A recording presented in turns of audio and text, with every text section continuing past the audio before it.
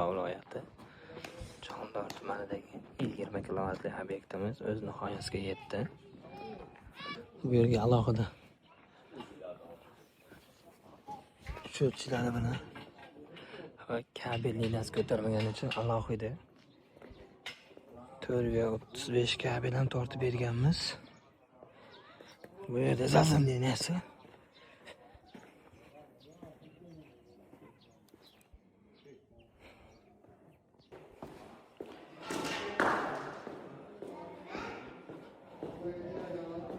Inverterlari.